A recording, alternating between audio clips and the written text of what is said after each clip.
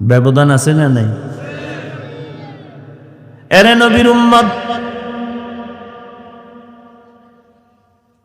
আমার আল্লাহর নবীকে আমার আল্লাহ পরীক্ষামূলক মেরাজ করার নাই, দিছেন পুরস্কার। তার পরীক্ষা কই? পরীক্ষা ছাড়া তো পুরস্কার পায় না। আল্লাহ কয়, দেখ আমার নবীর আমি কঠিন পরীক্ষা নিছি, যা কোন নবী রাসূলের বেলায় নেওয়া হয়নি। এক নাম্বার, আমি আমার মায়ার নবীর দুনিয়ায় পাঠাবার আগে তার বাবার চেহারা থেকে আলাদা করে ফেলেছি। কেমন মায়ার নবী আমার, দুনিয়া এসে জীবনে একবার আব্বা বলে ডাক দিতে পারলেন না, বাবার চেহারাটাও দেখতে পারলেন না। 6 বছরে মা হারায় গেল। রহমতের নবী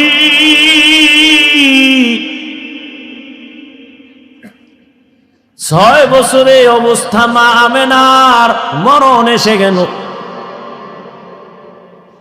বিদায় বেলা মা কান্না করে, আর দাদা আব্দুল মুত্তালিবের কয়, নাতি তোমার হাতে দিয়ে গেলাম, খেয়াল রেখো তোমার নাতির দিক। কেমন মায়ার নবীর পরীক্ষা! নবীজি কাঁদেন, আমি কাকে মা বলে ডাকবো? সন্তান বিপদে পড়লে দ্রুত টেলিফোন করে, বাবা আমি বিপদে পড়ছি, তাড়াতাড়ি আসো, উদ্ধার করো। মাকে বলে, মা একটু কলিজা দিয়া দোয়া করবা যেন আমার মুসিবত দূর হয়ে যায়। নবীর বাবাও নাই, নবীর মাও নেই। 8 বছর যখন নবীর বয়স, তখন দাদা আব্দুল মুত্তালিব বিদায় নিয়ে চলে গেলেন। দুনিয়া দারুল আসবাব। রহমতের নবীর উপরে 2টা ছায়া ছিল দুনিয়ার লাইনে। এক ছায়া চাচা আবু তালেব, আর এক ছায়া হলো তার সহধর্মিনী আম্মা জান খাদিজাতুল কুবরা রাদিয়াল্লাহু আনহা। কেমন কঠিন! একই বছরের অল্প টাইমের ব্যবধানে চাচাও চলে গেলেন, নবীর কলিজার স্ত্রী আম্মা জান খাদিজা রাদিয়াল্লাহু আনহাও চলে গেলেন। ওদিকে এমন একটা জায়গায় নবীরে পাঠাইলেন, এমন একটা সমাজে, যেই সমাজের মানুষগুলো পৃথিবীর নিকৃষ্ট লম্পট চরিত্রহীন। আরে মসজিদের পাশের মানুষগুলো অন্য মানুষের তুলনাতে একটু লাইনে থাকে। মসজিদ তো, খবরদার জোরে সাউন্ড দিয়ে গান বাজাইস না, এটা নিয়ম আছে না? মসজিদের দূরের মানুষের তুলনায় পার্শ্বের মানুষ একটু ভালো থাকে। জমিনের মধ্যে আল্লাহ শ্রেষ্ঠ মসজিদ বানাইলেন বাইতুল্লাহ। ইন্না আউওয়ালা বাইতিন মুজিআ লিন-নাসি লাল্লাযী বিবাক্কাতা মুবারাকাও ওয়া হুদা, মুবারাকাও ওয়া হুদাল লিল আলামিন।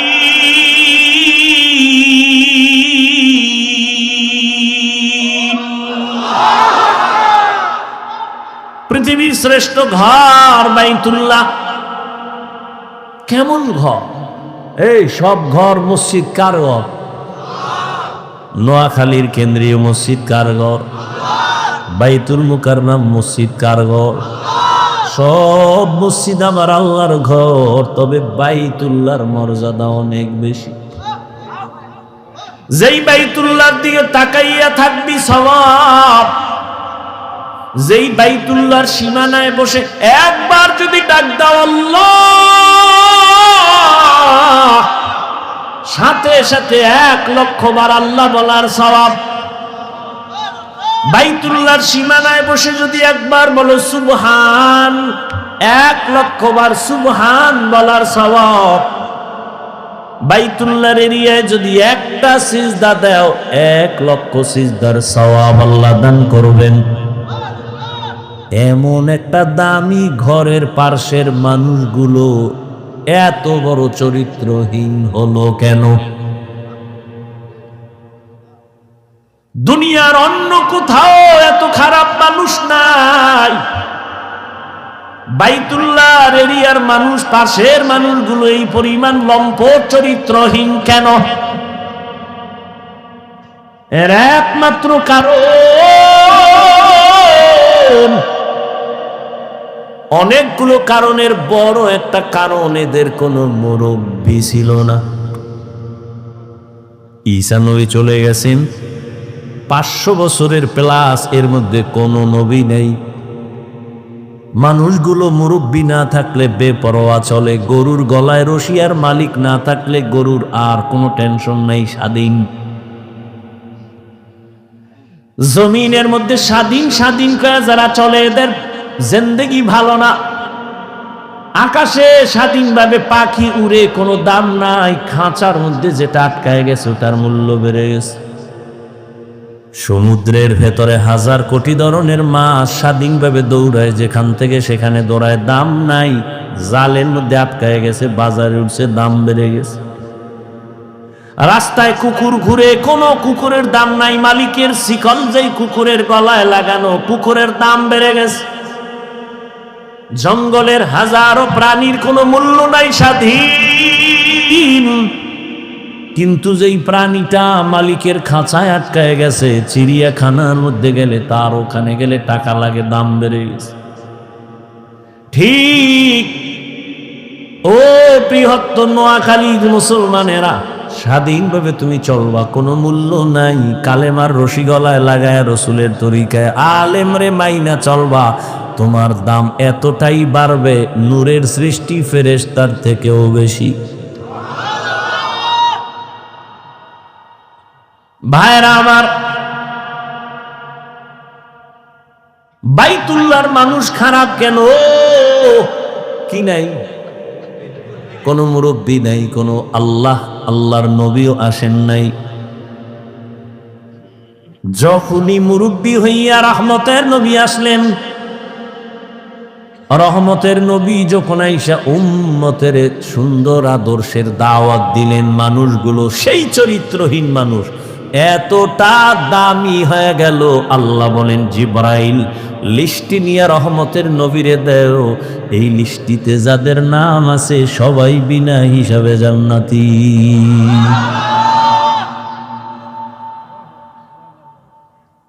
বিদায় বেলা রহমতের নবী চ্যালেঞ্জ দিয়ে গেছেন, ও উম্মতেরা, দুটো জিনিস রেখে যাই, ধরে না যদি রাখতে পারো, তোমাদের সম্মানও যাবে না, ঈমানও যাবে না। قال رسول الله صلى الله عليه وآله وسلم, এই ওই জায়গায় একটা লোক, ও মনে হয় যায় নাই, ভয়ে, যাও বাবা, ওই যে উঠছিল গেছে না, আবার বেজার লাগাই সব নষ্ট করো না, তোমার সমস্যা থাকলে যাও।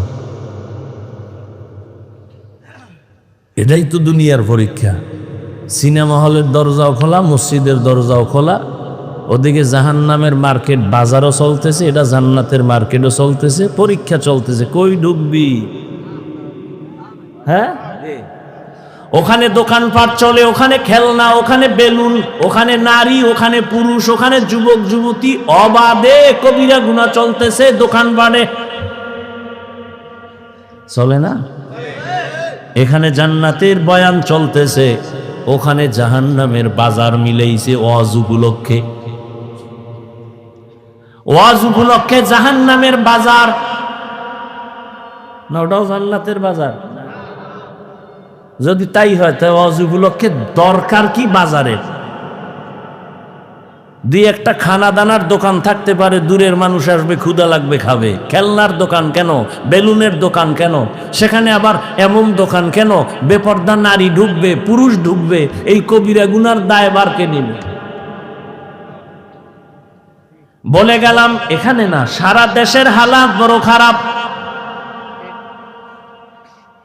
ওই যে শুরুতেই বলেছিলাম, বলবে হুজুর বাদ দাও, আকাম বাদ দেওয়া যাবে না। ওয়াজে আসছে, বেলুন কিনছে, বেলুন, প্লাস্টিকের মাছ, মোনাজাতের পরে কান্দে লইয়া ঝুলায় ঝুলায় বাড়ি যাবে। ম্যাডাম কইবে অজেরতে কি পাইছো? বলে বেলুন মোনাজাতে কবুল হয়ে গেছে, নিয়েছি। হাসো, হাসো কেন? তারও কিন্তু কারণ আছে। ১৫০০ বছর আগে নবী বলে গেছেন, লা ঈমানা লিমান লা হায়া আলা, যাদের লজ্জা নাই ওদের ঈমান নাই। পাগলের কোনো লজ্জা আসেনি, এজন্য হাসে, আবার কান্দে, আবার দৌড় দেয়।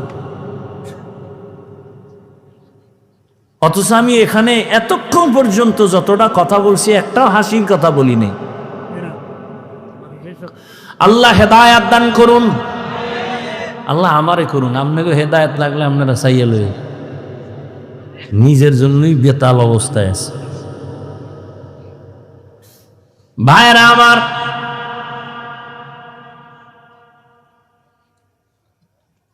বড় কঠিন হালাত। ও পর্দার আড়ালের আম্মা জানেরা, আসেনি? আছে?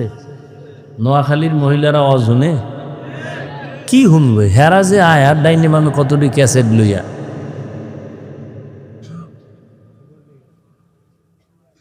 প্যান্ডেলে বয়ে শুধু গল্প। বছরের একদিন পাইছি সমাবেশ, আর কবে হবে? বুঝান, একটু কাছে আইও, খবর নেই। ভালো কথা কইব না কইব তোর স্বামী বিদেশ নি, কয় কি হালাত? না ভালোই, এরকম আজীবন থাকলি বালা। গল্প করতে করতে বয়ান কি হলো খবর নাই।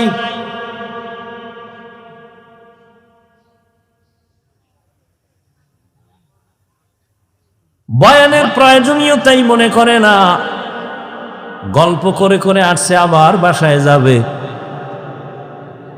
অথচ আম্মাজানদের বয়ান বেশি শোনা দরকার। বাবার তুলনায় মায়ের অবদান সন্তানের উপরে অনেক বেশি। এরে আব্বাজান, এ জমিনের মধ্যে আপনারাই হলেন বড় দামি। জমিনে যত নবী আল্লাহ পাঠাইছেন সব মায়ের সন্তান। আরে আম্মা জান, আপনারা সাহাবায়ে কেরামদের মায়ের মতোই দামি মা। আলেম হাফেজে কোরআনদের মায়ের মতো দামি। আরে আম্মা জানেরা,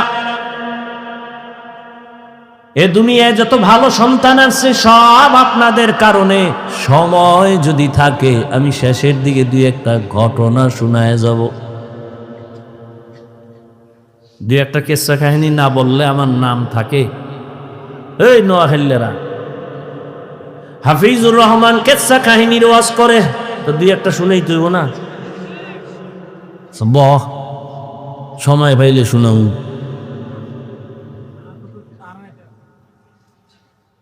তবে শুনিয়া রাখিস রে নোয়াখালীর যুবক,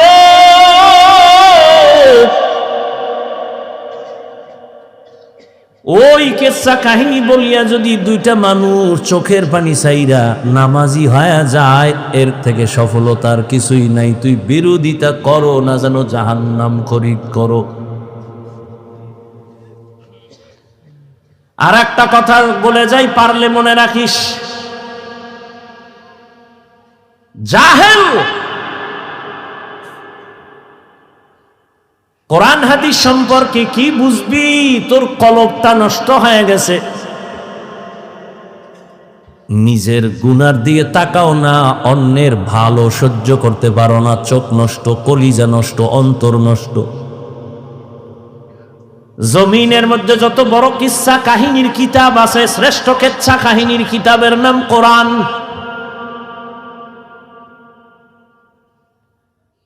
জমিনে সর্বশ্রেষ্ঠ কিচ্ছা কাহিনীর দ্বিতীয় কিতাব হাদিস। এবার ওই জাহেলদেরকে বুঝাবার জন্য একটু আমাকে ওলামায়ে কেরাম একটু আমাকে সায় দেন, একটু সাহস দেন। ওই জাহেলরা দেখো কোরআন হাদিসের মধ্যে কিসসা আছে না নাই? আছে। ওলামায়ে কেরাম বলবেন, এই তোরা কোরআন বুঝো না, তোরা বকবক করো। আলেমরা বলবে আসেনি। বলেন কোরআন শরীফের মধ্যে হাতির কেচ্ছা আসেনি, সাপের কেচ্ছা আসেনি, ব্যাঙের কেচ্ছা আসেনি, বাঘের কেচ্ছা আসেনি, পিঁপড়ার কেচ্ছা আসেনি, মশা মাছির কেচ্ছা আসেনি? তো এই জাহেলগুলো কি বলে কেচ্ছা কাহিনী নেই? বরং আমি যদি বলি সময় নাই, 2000 আয়াত আছে শুধু কেচ্ছা কাহিনী, কেচ্ছা কাহিনী, কেচ্ছা কাহিনী। কয় হাজার আয়াত? 2000। সময় নাই, দিছে তাফসিরুল কোরআন মাহফিল 1-1.5 ঘন্টা। কি হবে? তা না এক বক্তাকে 2-3 দিন দিলে তো এবার একটা বিষয়ের উপরে আলোচনা করলে এবার কিছু বোঝা যায়। 13টা আয়াত পড়ে তর্জমা বলা, এর নাম তাফসির না। এটা তাফসির নামের ভণ্ডামি।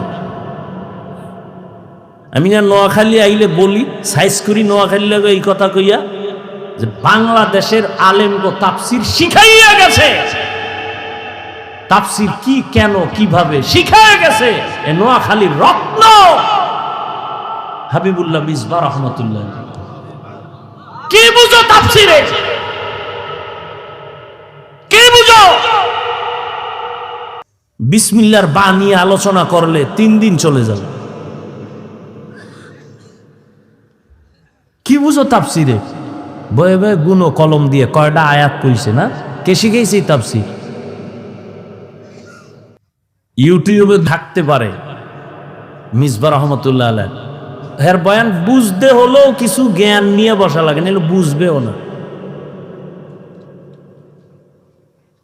ভিজিটিং কার্ডে মুফাসসির লিখতে লজ্জা লাগে না তো?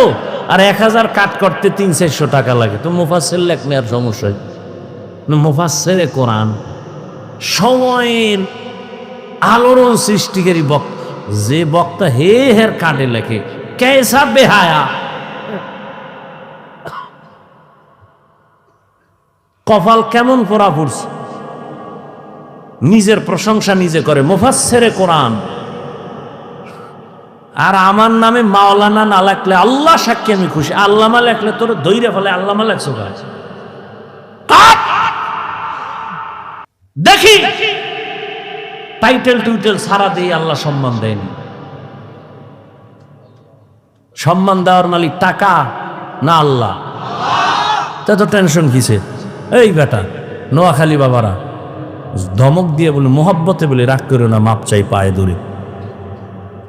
তোমরাই তো বলো হাফিজুর রহমানের এলেম নাই, কিছু নাই, আইসো কেন? তো প্রশ্ন তোমাকে করবো, আসছো কেন? তুমি না এই সিফাসা ভাই আওয়াজ দিছো যে অজিদে লাভ নাই, কিচ্ছা কাহিনী কয়, এলেম নাই, কিছু নাই, এই নেই সেই, তো তুমি আসছো কেন? আল্লাহুম্মা মারহামনি বিতারকিল মাআসি, আল্লাহুম্মা আরহামনি বিতারকিল মাআসি, আল্লাহুম্মা আরহামনি বিতারকিল মাআসি। কি যুবকরা কিচ্ছা শুনবি? সোনাবন্ধের গান গাই না আমরা, ওই কেচ্ছা বলি যা শুনলে মানুষের দিল নরম হয়, চোখে বানিয়েছে। আমরা সোনাবন্ধের গান গাই না। জিন্দগি মে বন্দগি তু করনা হে, জিন্দগি মে बंदगी तू करना है, जिंदगी बे बंदगी शर्मिंदा है, जिंदगी बे बंदगी शर्मिंदा है। यहाँ हम सब मुसाफिर दिल ना लगा, अहले दिल की नजर से रूह करता जा, शाह दौलत सब फकीर गर नेक ने है, शाह दौलत सब फकीर गर नेक ने है, जिंदगी में बंदगी तू करना है, जिंदगी में बंदगी तू करना है, जिंदगी बे बंदगी शर्मिंदा है, जिंदगी बे बंदगी शर्मिंदा है।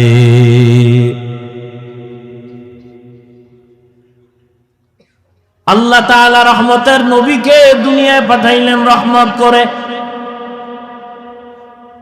নবী যখন বাইতুল্লাহে চলে আসলেন, মক্কার আমূল পরিবর্তন হওয়া শুরু হয়ে গেল। কেমন মায়ার নবী আমার, যে নবী তার হায়াতে কোনোদিন একটা মিথ্যা কথা বলেন নাই। কেমন একজন নবী পেয়েছে রে যুবক,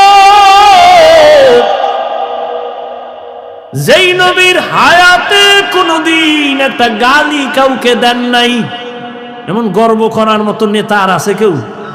এই আমগুর নেতা খেতা যার পিছে ঘুরো, একজন বাইক করছে মিশা কয় না। মোবাইলটা কানে লাগায় ঘরের মধ্যে থাইকা জিগায়, ওই সাহেব কই? ঘরে বয়াকা আমি জমি নেই নাই। কেমন একজন মায়ার নবী, রহমতের নবী আমার, ১৫০০ বছর আগে বলে গেছেন, দুই জিনিস রেখে গেলাম ধরে রাখ, জীবনে ঈমান যাবে না, সম্মান যাবে না। এক হলো নবীর আদর্শ, দ্বিতীয় কোরআন।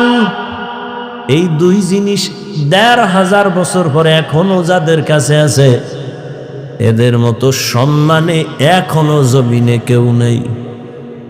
চেয়ারম্যানের চেয়ারের মেয়াদ শেষ, এমপির মেয়াদ শেষ, মন্ত্রীর মেয়াদ শেষ, এসপির মেয়াদ শেষ, ডিসির মেয়াদ শেষ। কোরআনওয়ালা নবীর আদর্শওয়ালারা যে চেয়ারে বসছেন, এই চেয়ারের তো কোনো মেয়াদই নেই। শেষ কিসের? ভালো করে মনে রাখিও, টাকা দিয়া সম্মান কিনলে প্রথম ফুলের মালা, ফাইনালে জুতার মালা।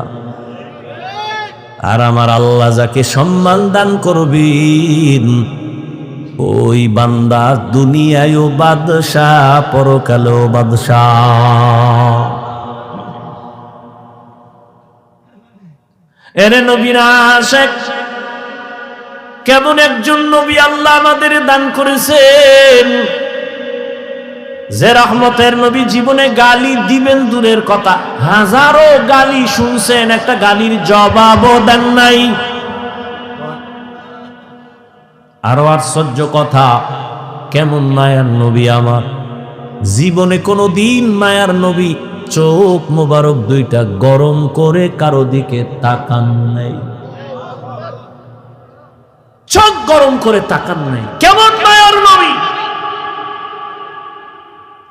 রহমতের নবী সাহাবায়ে কেরামদের সামনে বললেন,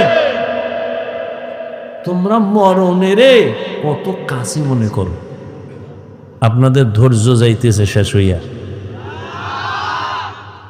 শুরুতে না বলছি বয়ান কি এটা এলেম আমলের বাহাদুরিতে করা যায়?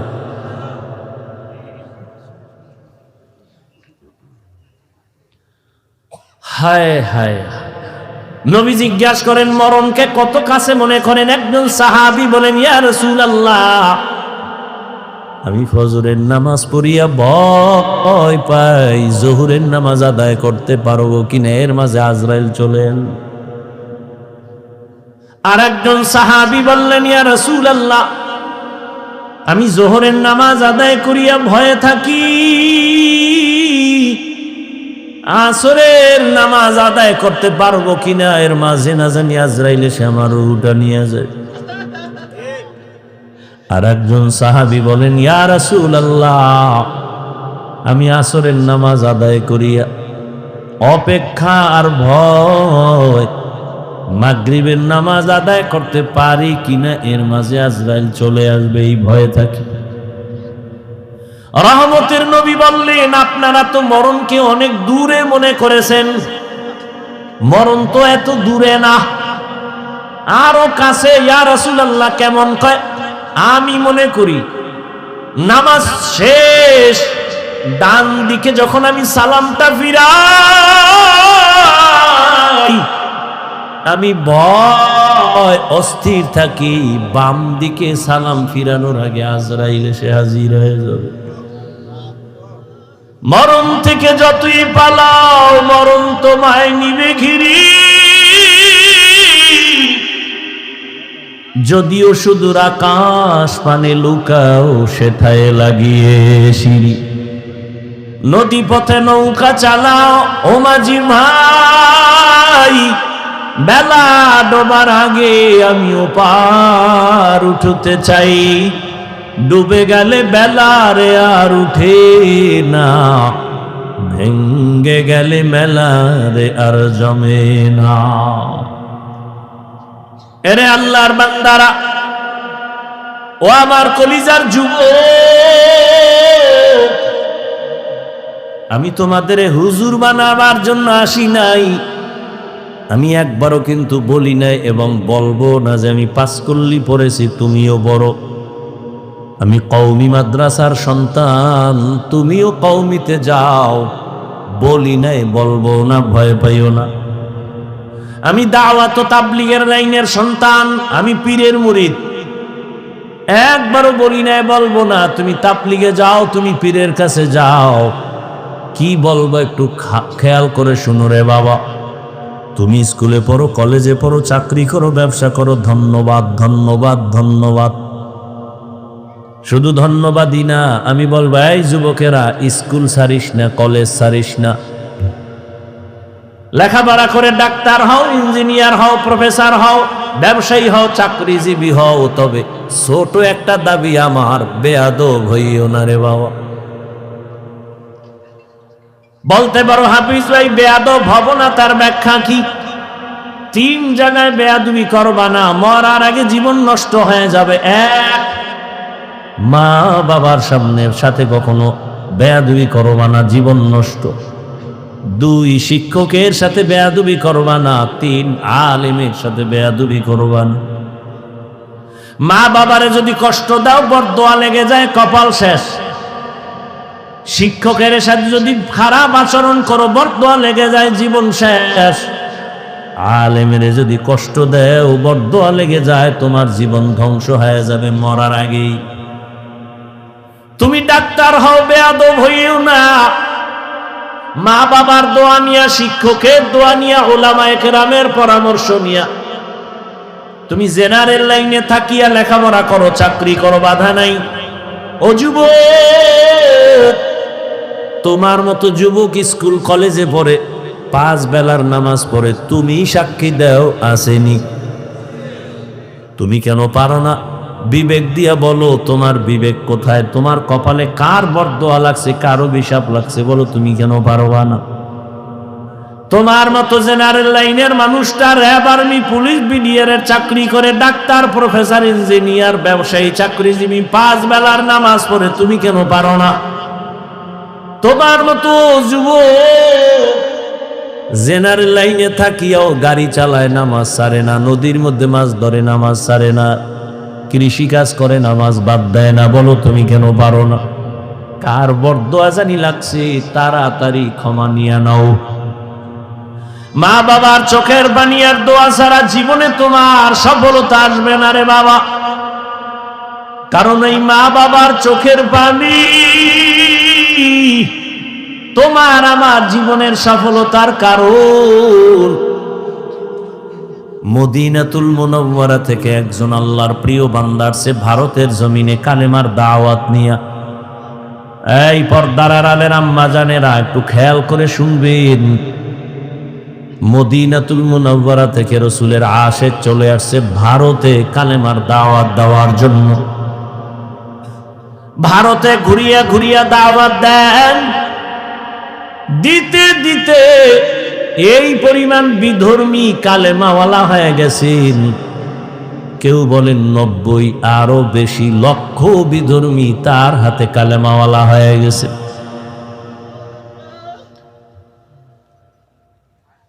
আনন্দিত অন্তর ভরা, সবাই তার নাম জানেন, এমন আল্লাহর প্রিয় বান্দা রসুলের আশিক খাজা মঈনুদ্দিন চিশতি আজমেরি রহমাতুল্লাহ আলাইহি। খাজা মঈনুদ্দিনের মন বড় খুশি। আম্মা জানের সামনে বসলেন।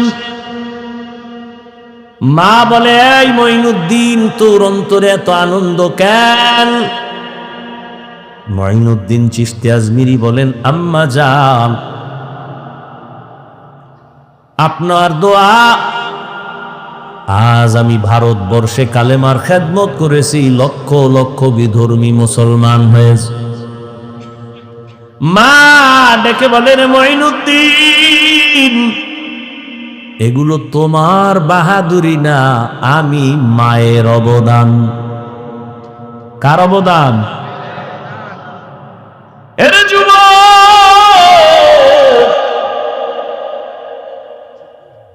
কুয়াকাটা বঙ্গোপসাগর থেকে এক ধাক্কা দিয়া নোয়াখালীর চেয়ারে বসাইছেন আমার আল্লাহ। আমার মা বাবার চোখের পানি, আমার কোনো বাহাদুরি নেই।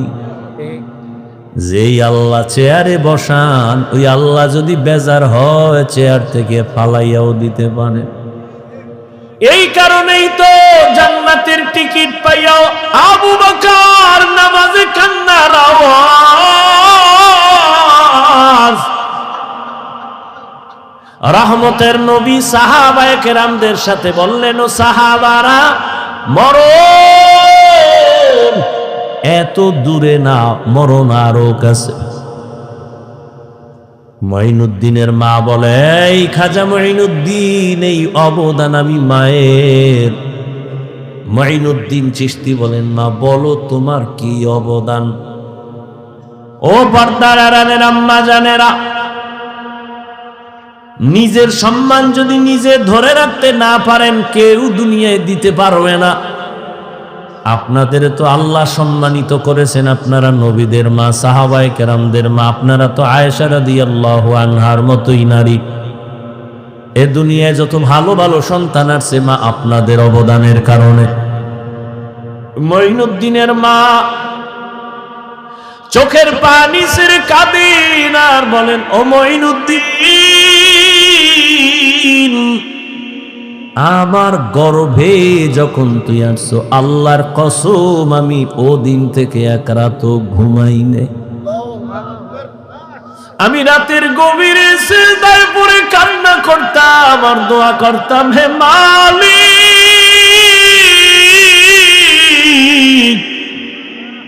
আমার গর্ভের সন্তানটাকে তুমি তোমার খাস ওলি বানাইয়া পাঠাইয়া দাও রে আল্লাহ। মায়ের দোয়া কত দামি রে যুবক। মা দোয়া করলে আরশে আজিমের দরজা দিয়া চলে যায়। ওই মা কত চোখের পানির কারণে আজকে আমি চেয়ারে বসছি রে বাবা। আমার পিছনে মায়ের কত কান্না, কত ত্যাগ আর কত কষ্ট। এরে সন্তানেরা যদি বুঝদি, চামড়া খুলিয়া জুতা বানায় দিতি, মায়ের সাথে বেয়াদবি করতি না রে বাবা। মা, আমি যেদিন দুনিয়াতে আসছি রে যুবক, তুমি যেদিন দুনিয়াতে আসছো, প্রসাব বেদনায় মা পাগল। মা, যেই মায়ের কণ্ঠ ঘরের বাইরে যায় না, কিন্তু আমি দুনিয়াতে আসার সময় মায়ের এত ব্যথা বেদনার চিৎকারের আওয়াজ বাইরের পাশের বাড়ির মা বোনরা ঘুমাইতে পারে নাই।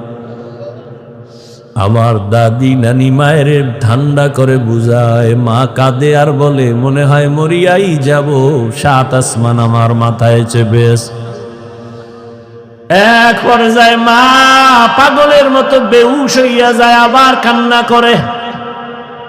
হঠাৎ মা বলে, ও শাশুড়ি, ও মা, চলে যাও, 5টা মিনিটের জন্য আমার স্বামীকে একটু আমার কাছে আসতে দাও। আমার আম্মা জান আব্বা জানের পাইয়া হাতটা ধইরা চোখের পানি ছেড়ে বলে, স্বামী, মা বাবার মায়া ত্যাগ করে তোমার ঘরে আসছি, খাইয়া না খায় তোমার সংসার কাটাইল, আজ তুমি আমারে মাফ করে দেও। যেইভাবে খেদমত করা দরকার পারি নাই, মরে যাব, দোয়া করি। বাবা বলে, ও বিবি এত অধৈর্য কেন? বলে, 7 আসমানের চাপ আমার মাথায়। এই প্রসব বেদনায় কত নারী দুনিয়া থেকে চলে যায়। ও স্বামী, আমিও বাঁচবো না, দোয়া করিও। বাবা একটা দৌড় দিয়া ওযু বানাইয়া যায় নামাজে গিয়া কান্না করে, ও আল্লাহ, আমার বিবির হেফাজতের জিম্মাদারি হয়ে যাও।